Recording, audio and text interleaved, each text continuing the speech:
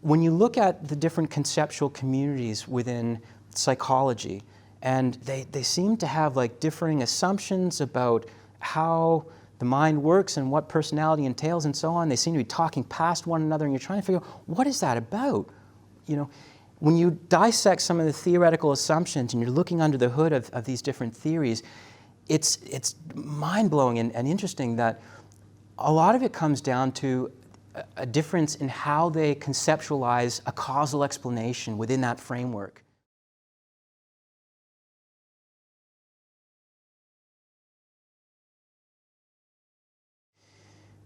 The class schedule, just really quickly, the first 3 lectures are heavy on kind of theory and the philosophical kind of structure and why we kind of emphasize this sort of thing. It's the bones. It's basically a crash course in the philosophy of psychology, is what it is in those 3 lectures. Okay, and then we get into the various theories as it relates to personality, behaviorism, cognitivism, evolutionary psychology, some possible problems for the information processing theories. We introduce some Heideggerian insights into our understanding of personality. And then we get into mood and emotion, attachment theory, psychodynamic theory. There's a lecture, if I have time for it. If we have a class cancellation due to like weather or something like that, it's really going to throw a wrench in this whole thing. But I'm hoping we can do a lecture on free will and determinism. Why is that important? Because if you believe that a person can determine who they are, you have to have a theory that's able to account for that, right? So that seems important. And then March 14th, we have a quiz, and then if I'm able to, I have a special topic that I'd like to introduce, but we'll kind of see how that pans out as we get closer to it. And then we're going to end the class with the humanistic and existential theories, followed by our final test. Okay. So just a little bit about me. I'm a full-time private practice psychologist. That's my full-time job. I'm also a business owner. My practice is Cornerstone Psychological Services, and right now we have about 4 or 5 clinical psychologists working out of that clinic. We have a YouTube channel with about a dozen or so mental health-related videos, so if you're kind of curious to check that out, you're more than welcome to. And as of right now, I think we have about 2,500 subscribers, so it's pretty cool for me anyway, with such a small number of videos.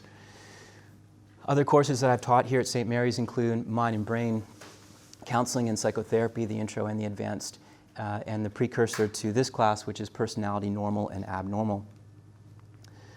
Academic interests of mine include theoretical psychology, hence the emphasis in this class.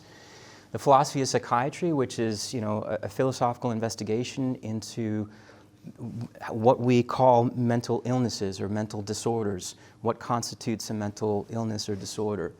And also the philosophy of mind, so philosophical exploration into the nature of mind and consciousness and that sort of thing. And more recently, I've been interested in existential phenomenology, which is a mouthful, and I'm not going to get into that right now, but by the end of the course, hopefully you'll have some inkling as to what that entails. This is a screenshot from one of my clinical websites. I'm actually very proud of how this turned out. It was two former students of mine who helped me get this shot, and we kind of trucked these kind of therapy chairs into the woods to find this spot to get the picture. But what it is for me is a metaphor for what I take therapy to be. So rather than therapy be this sort of endeavor where you're meeting with this kind of expert with these fancy degrees, and they're going to give you advice and guidance and tools and gimmicky strategies to help alleviate some of your symptoms or the symptom severity. Instead, therapy, for me anyway, is kind of like a joint collaborative effort where a therapist works together with the client to jointly kind of open up a clearing where insight can come through, insight into the client's difficulties, the nature of their suffering, how they think, how they are in the world, certain ways that they're kind of dialed in emotionally, how they relate to other people, and in such a way that it paves a path toward possibilities that will help them overcome their difficulties. It may sound a bit abstract, but you hopefully have a sense of what I mean by that throughout the course when I talk about my clinical practice and clinical work, and I try to use clinical examples to illustrate some of the concepts that we'll be exploring in the class. So just so you have an understanding of kind of where I'm coming from in that way, in my clinical practice, when I first started, I've been in practice for about 11 years. When I first started, I did a lot of work with children in care. So children and adolescents who have been through the foster care system, and they have histories largely involving abuse and neglect and trauma and things of that nature. I do a little bit less of that work now, but I still do a lot of work with older children and teens, individual adults. I do a lot of couples therapy. It's a big part of my practice now, and I also do family work, so family therapy as well. The kinds of issues that people would I would try to help people with, it would fall under the general umbrella of depression, anxiety, trauma, abuse, relationship problems, and things of that nature. So hopefully a wide range of clinical experience that I can kind of link up with some of the concepts that we're talking about in class. Most of the people that I would work with have, through their work, they have private insurance and things of that nature that would reimburse for some part of the services, but at any given time, I also have between 4 and 5 pro bono clients that I'm working with, so kind of all walks of life in a way. So. I'll also mention that if I do bring up like a clinical illustration or example or something like that, please be aware that I'm never disclosing any personally identifying information. When it looks like I'm disguising the information, I'm changing it subtly, so you'd never be able to figure out who these people are. Yeah, hopefully that makes sense. Any questions about that before we move along? No? Okay, so it's good for us to have a starting point, a jumping off point, I guess, like in terms of understanding what is personality, how do we make sense of personality. And this is sort of a working definition, and it's woefully inadequate. It's leaving a lot to be filled in, but it's a good starting point. The idea is that personality is an attempt to explain relatively stable or predictable patterns of thinking, acting, and feeling. Now you can think about psychology as a whole as being the scientific study of how people think, how they act, and how they feel. And personality is an exploration into how this manifests within a given individual over time. That's roughly what personality is. Some of the questions that we might be curious about as we're exploring human personality: how does personhood, the being of a person, differ from the being of other kinds of entities, such as tables and plants and even non-human animals? So do dogs have personalities? Do chimpanzees have personalities? And if so, do slugs have personalities? Do bacteria have personalities? And so we might want to consider, like, well, what does personality entail, at least as it involves human beings, and how might that be different from other kinds of entities and animals? Does personality change? And if so, how does it change? What causes personality change? And this, as it turns out, is a very important question. What is the proper way to conceptualize a causal explanation? So one of the fascinating things that it took me so long to stumble upon, I certainly didn't discover it, and other more intelligent people have figured this out, but when you look at the different conceptual communities within psychology, and they seem to have like differing assumptions about how the mind works and what personality entails and so on. They seem to be talking past one another, and you're trying to figure out, what is that about? When you dissect some of the theoretical assumptions and you're looking under the hood of these different theories, it's mind-blowing and interesting that a lot of it comes down to a difference in how they conceptualize a causal explanation within that framework, right? So what we're going to be doing is we're going to be using a causal framework as a meta-theory, right? A theory that we'll use to help us understand and make sense of our theories that we're going to be exploring. And we'll be using that in a way to kind of differentiate between the different theories and compare and contrast them and so on. So causation is going to be a really, really important thing as we move along in the course. Okay. Other questions: how is personality influenced by biology, by learning, the environment, culture? How much, if any, of our personality is consciously or freely chosen, right? Is it possible for me to reach forward into some future possibility and envision a version of myself that I would like to become? And through my hard work and effort and determination, I can win that version of myself. And I can be closer to, the ideal or something like that, right? Is that possible? And if that is possible, what kind of theory would we need to come up with that would somehow be able to account for that, right? What are the strengths and limitations of different theories of personality? But what we're doing here is, trying to understand, make sense of the human being and understand, what makes a person and so on.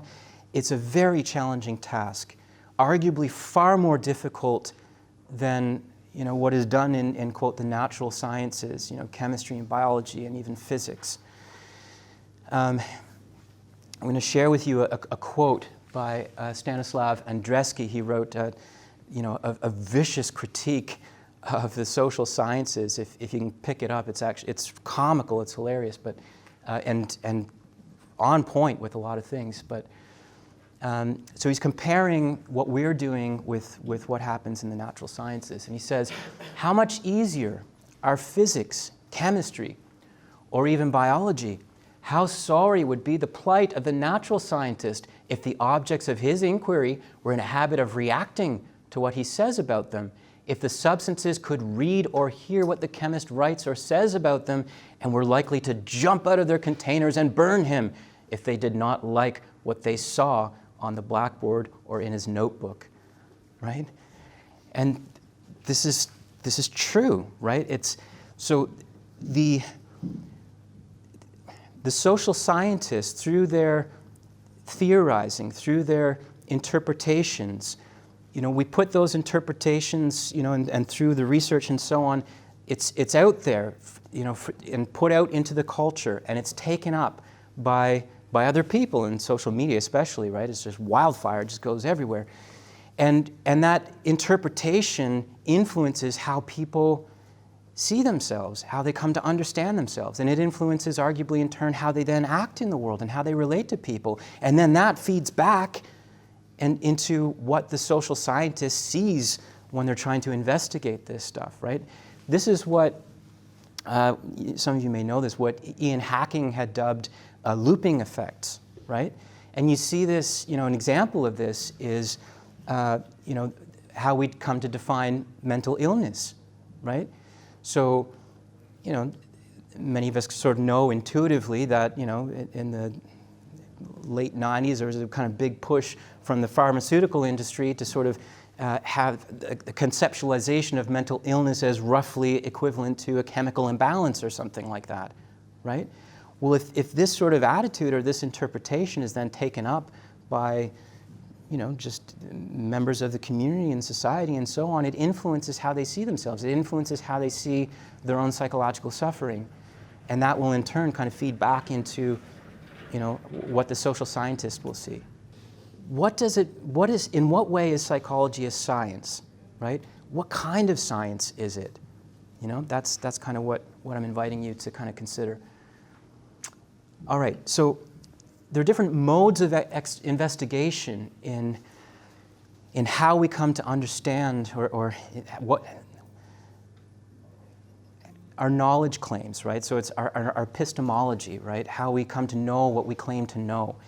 And there are different modes of investigation that we might take up. And these are not mutually exclusive, they're sort of interlinked and so on, but they're rationalism, empiricism, and arguably phenomenology, okay?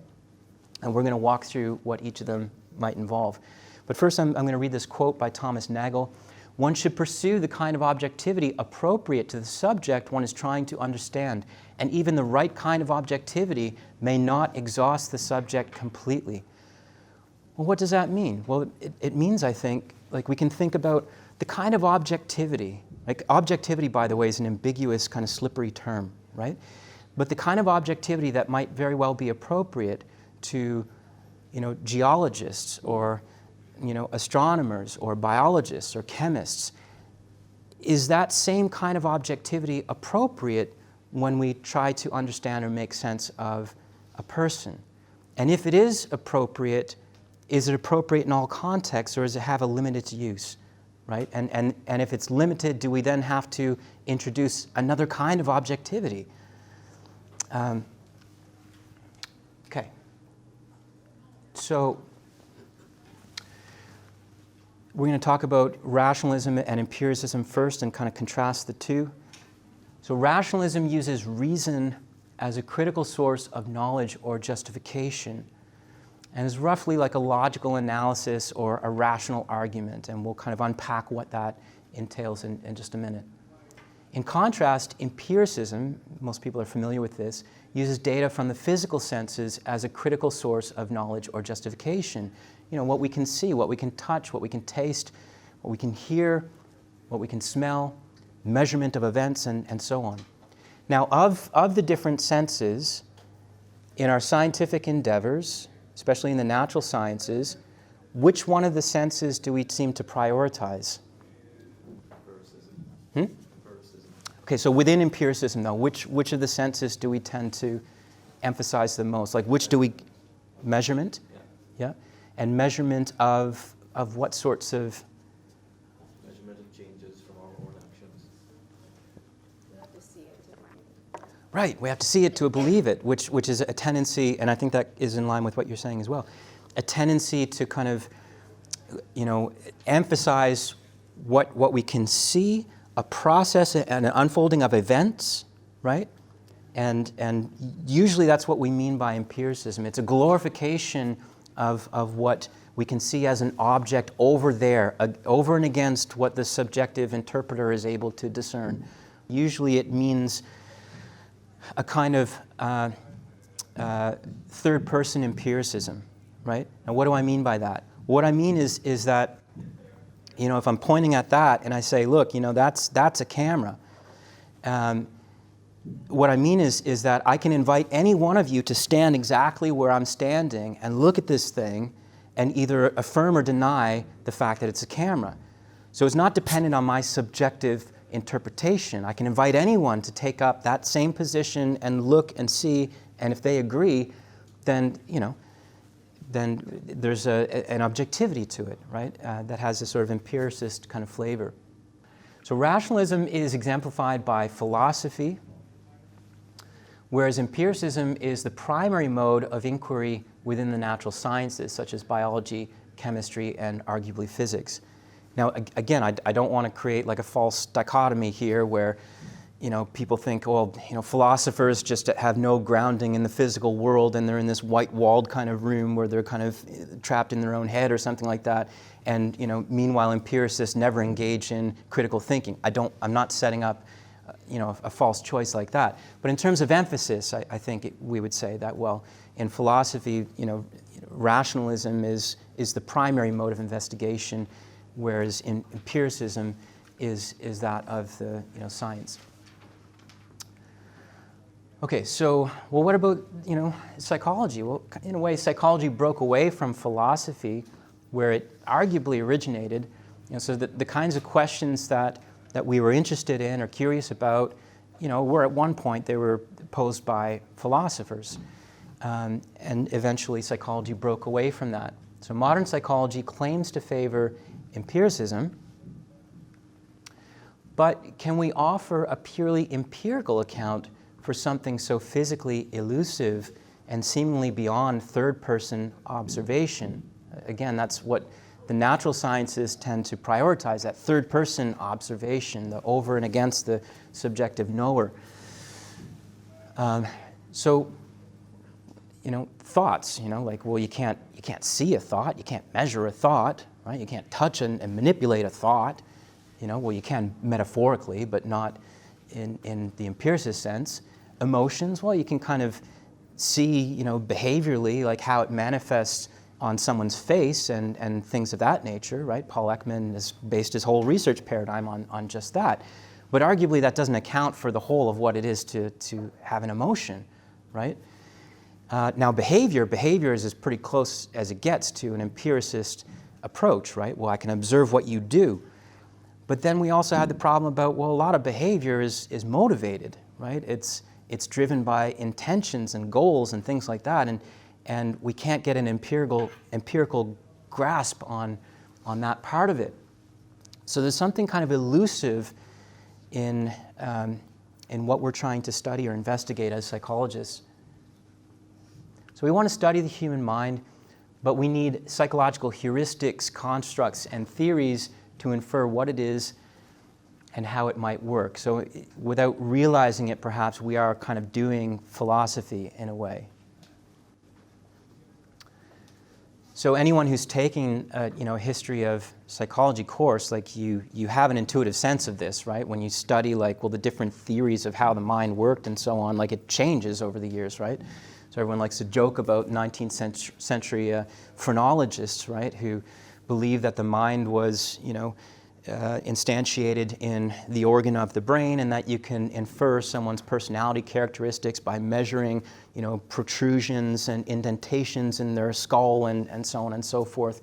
And, we kind of laugh at this sort of thing now, but it was taken quite seriously at the time.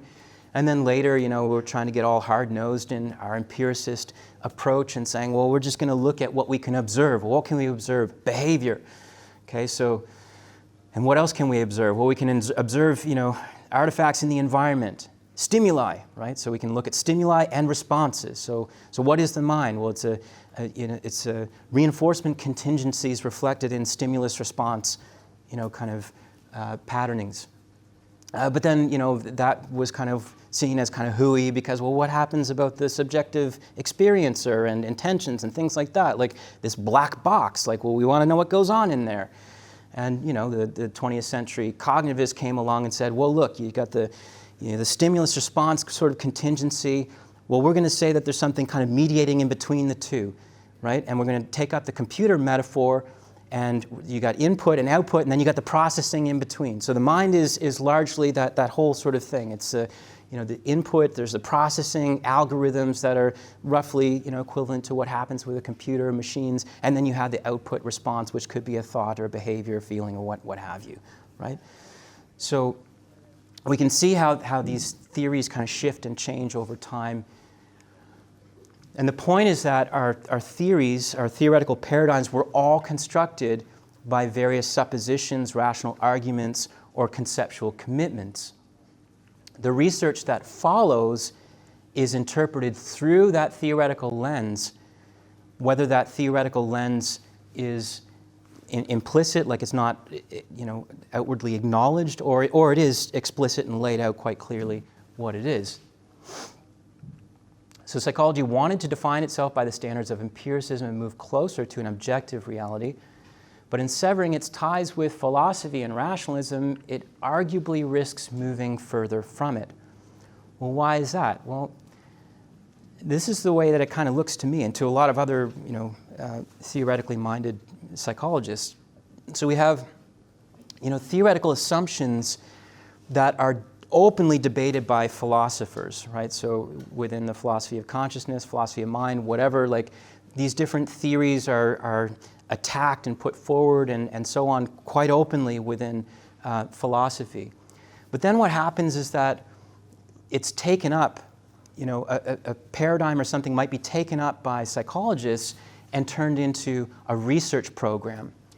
And the theory itself is often assumed as being far more credible than it has any right to be. So we borrow, some of the theories from philosophy and then turn them into a research program. And then the sort of empirical research that follows, it makes use of that theory to constrain our interpretation of the data, right? We need theory to do that, by the way, because we can't have everything be meaningful, right? Then that would just be nonsense, right? So we have to have some way to constrain, what we're going to interpret as meaningful or relevant, and then also to make sense of it. And then the evidence that follows, evidence is justified by the interpretive lens of the theory. So the positive findings are assumed to offer further support for the theory. Now this is a bit problematic because it lends itself to a logical fallacy called affirming the consequent. You're assuming what you're trying to prove in a way, and it kind of feeds back, and as long as you can interpret it within your theoretical paradigm, it gives you greater confidence in your theory, and arguably we don't have as much right to do that. I mean, that's a big complicated thing we can get into, Popper and Kuhn and all that kind of stuff, but I'm going to try to avoid that for now. The point, I guess, that I'm trying to make is that, like, we want to not be so gullible here. We want to, be good at questioning some of the underlying assumptions that we take up. This is an apt quote by Ludwig Wittgenstein, and he says, "The confusion and barrenness of psychology is not to be explained by its being a young science. Its state is not comparable with that of physics, for instance, in its beginnings.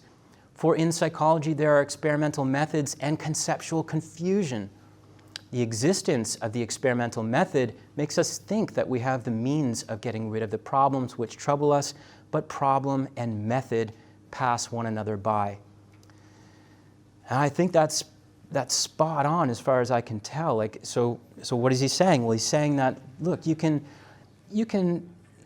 get into these debates about what's the appropriate method and the right statistical analysis and all this kind of stuff, and you can get really good at honing all of that. But if the whole framework is based on a conceptual misunderstanding of what you're trying to do, then you're never going to resolve that until you deal with the theoretical piece at the outset. Maybe I'll just end on just this little slide here. So again, we have the three different modes of investigation. We have rationalism, which is using our logic and analytical skills to try to make sense of this thing that we're shining light on.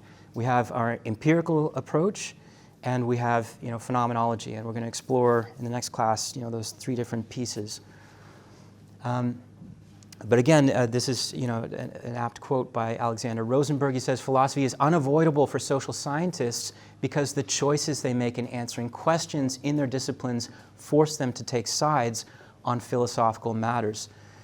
So you can either do good philosophy or you could do really bad philosophy, and I think most of us would agree, well, I'd prefer to do good philosophy if I can, get some skill in understanding, the underlying assumptions that are motivating, my interpretation and so on. Does anyone have any questions before we kind of wind things up here for today? No? Okay, so we'll wrap up there, and I'll see you guys back here on Thursday.